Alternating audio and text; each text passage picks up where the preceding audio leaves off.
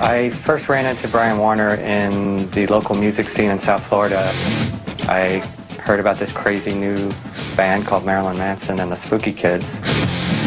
I was at their very first show at Churchill's, and they didn't even have a drummer then. I mean, they had a drum machine on a stool. There was probably between 20 and 30 people. And this tall, skinny, geeky kid singing. And I just remember feeling embarrassed for him because he didn't make eye contact with the audience. He hid behind the microphone a little bit. He really had no image at that point. People were like, the hell is this? Half the time he'd be in the back throwing up because he definitely had some major stage fright. You know, we didn't even know if he'd be able to perform. It's kind of hard to sing when you have throw up in your throat. They had this kid playing bass. His name was Brian Tunic. Tunic really didn't have that much to do with what we did. I mean, he played our first 2 shows with us. That's it. So we needed a bass player. We used to see each other out at clubs a lot. So right off the bat, he knew I was this young, loud, and snotty punk kid that was just trouble. But he liked that. So he decided, he should get me in the band with him. Me and him just became really good friends. Brad really influenced Brian's appearance.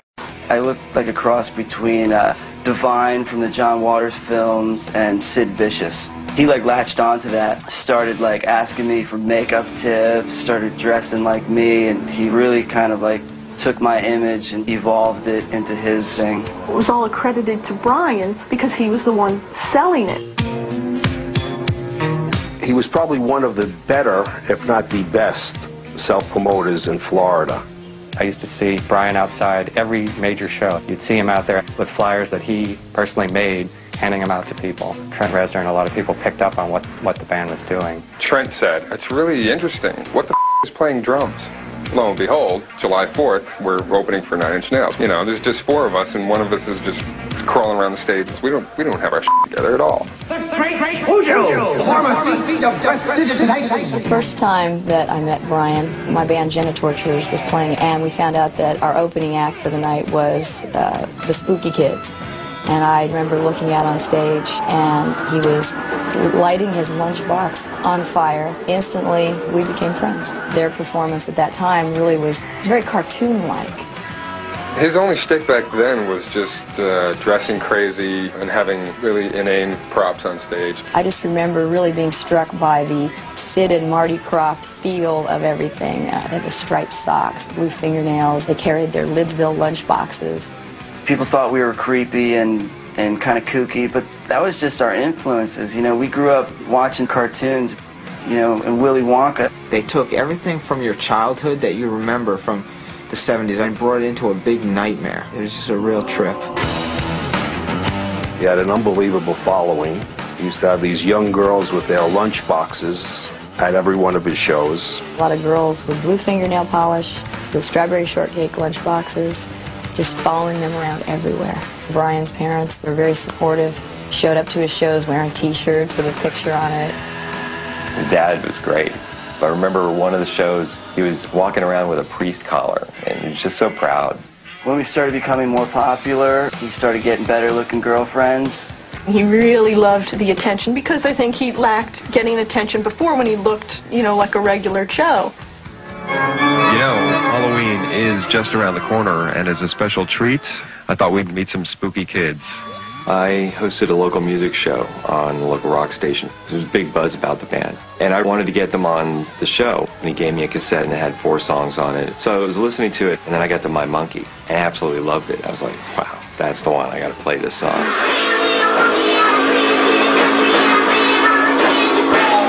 I was kind of waiting for some complaint calls to come in, and I never got one. All I got was, what was that? Who was that? Play that again.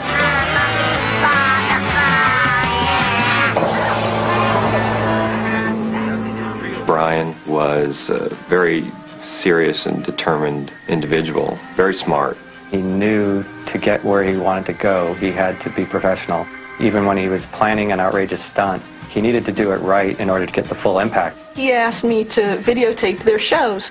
He would study them and, see what went right, what went wrong. So I videotaped a lot of strange shows.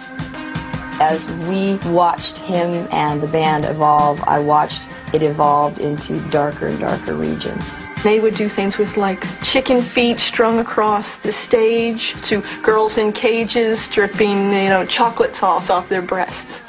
There would be nudity, body piercing, lots of sexual innuendos.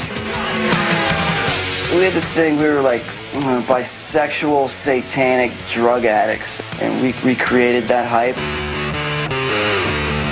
He had this whole elaborate stage show set up. It was almost like cabaret. It just got so theatrical that you forgot about the music. All of a sudden, I got it. It was vaudeville. It was sort of like Alice Cooper brought into the early 90s. I think the vision was pretty complete from the start. He wanted to provoke people into thinking, challenge the ideas of what a rock star was, challenge sexual ideas, religious ideas. If it repulsed you, that was just as good as if it made you happy. It was just a lot of trial and error, and I think he finally just hit on the things that really touched people off. He just wanted people to react, whether they reacted positively or negatively, as long as they had a reaction. 6 months after our very first show, we started packing clubs. We started getting bigger locally, so we had to find a manager. Early in 1990, when we first started playing out, John Tovar saw our very first show.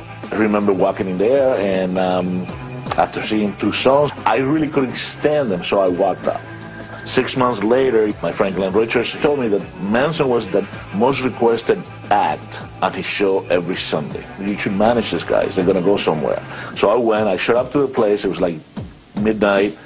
There were 300 kids screaming, looking like him, like Manson. He had the aura of a rock star. To me, he was Morrison, Iggy, Bowie, and of course Alice Cooper rolled into one. I realized, I said, if this guy can draw this amount of people with no record deal, this guy's going to be a superstar. John Tovar and his partner Frank Laurie decided to sign us to their management company. I told him I like what you're doing, and I think it's cool. I only have one small problem with what you're doing. You need to drum it really bad, because that drum machine is not happening. I think that was the first time that Manson listened to me. He went out and got himself a drummer. I mean, it just brought a whole new dimension to the band. I mean, it just brought it alive. He had some very good guidance from John Tovar and some other people, but I think he just took in everything. He absorbed everything that was going on around and sort of shot that back at us, 10 times more obnoxious. I think he wanted to see how far he could go. Manson had a mission. He wanted to get out of South Florida. He's like, I'm going all the way. I mean, there was no way to stop him. He knew he was going to be a rock star.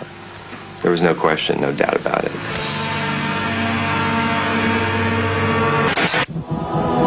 Coming up, art and reality collide when Manson hooks up with his musical idol. Trent rented the Sharon Tate house to put a studio in. Here we are, Marilyn Manson, and we're recording where, the Manson family killed some people. Then, a spooky kid finds out the Manson machine won't tolerate weakness. Basically, I got fired on Christmas Eve in rehab. You either pull your weight, or you'll be left behind. And rock's most shocking act gets less than stellar reviews from the Jacksonville police. Manson had a strap-on dildo as part of his act, and I guess they didn't really like that. They arrested him.